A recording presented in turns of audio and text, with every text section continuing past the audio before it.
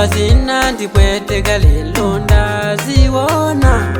Chupeki ndipilizoni lelo ndosimikiza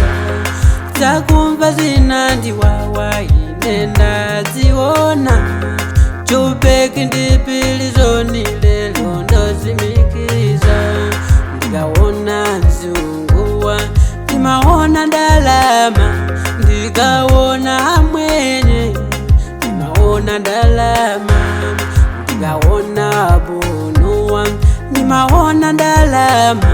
Ndikawona Chinese ndimaona ndalama Ndikangolowa ntchito kunitenga zisele kwete ngati ndimagwinya bonya apa musika kungoyamba ntchito ija chita londolondo ngati ndi ng'ombe zili kutengo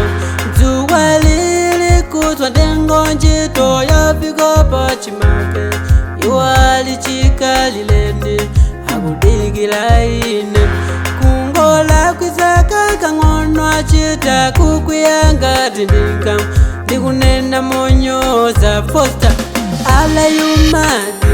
mama dama ndinewa yanga I'm not mad bossy I'm wepuwa that's why you take me as a mad ndine mukafu ncho chifukwa kunitolangati wofu I'm wepuwa that's why you take me as a mad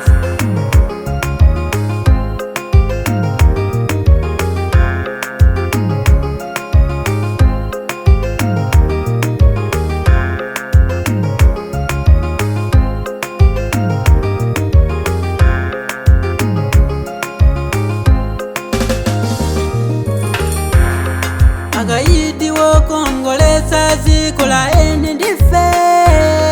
Satiwone kutya bwino kapena kunenepa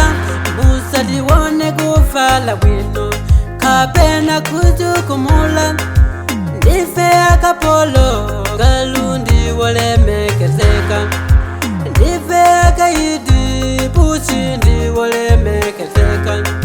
Ndife akapolo ndife akaidi zungwa nasanga zintu zabwino mwenya nasanga zintu za ndililila mundu wakudawona lelo ndikuputi ndisalilile mundu wakuda ndizililile ndeka